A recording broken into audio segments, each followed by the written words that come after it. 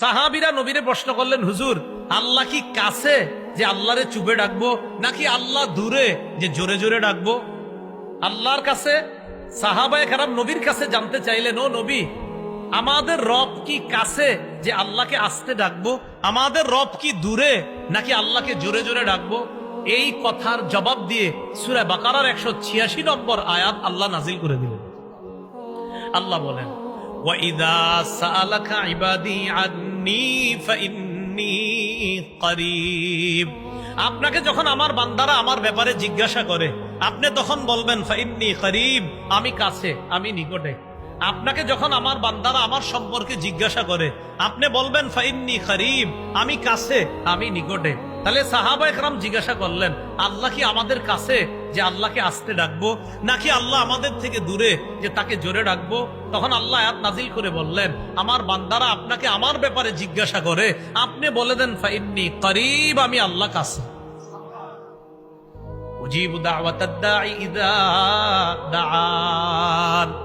আহ্বানকারী যখন আমার কাছে আহ্বান করে, দোয়া করে, দোয়াকারী আমরা যখন আল্লাহর কাছে দোয়া করি, আল্লাহ বলেন উজিবু, আমি তার দোয়া কবুল করি, তার দোয়ায় সাড়া দেই, আমি তার আহ্বানে সাড়া দিই। তো আল্লাহ আমাদের আহ্বানে কি করে বলেন, কি করে? কারণ আমগো কি করা দরকার? আল্লাহ বলেন ফালইস্তাজিবু লি, আমি যেহেতু বান্দার ডাকে সাড়া দেই, বান্দারাও যেন আমার ডাকে সাড়া দেয়।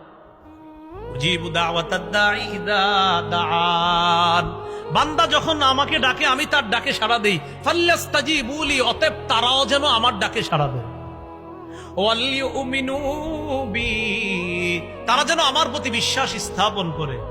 লাআল্লাহুম ইয়ারশুদুন, যাতে তারা সঠিক রাস্তায় চলতে পারে।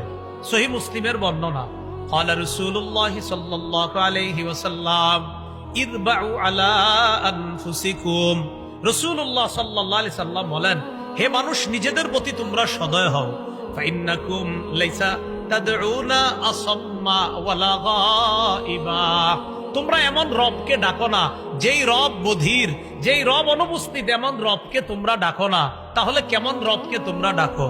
ইন্নাকুম তাদউনা সামিআন করিবা, এমন রবকে ডাকো যেই রব তোমাদের কথা শোনেন, করিবা, অতি নিকটে থেকে তোমাদের কথা শোনেন। ওয়া হুয়া মাআকুম, নবী বলেন তিনি তোমাদের সাথে আছে।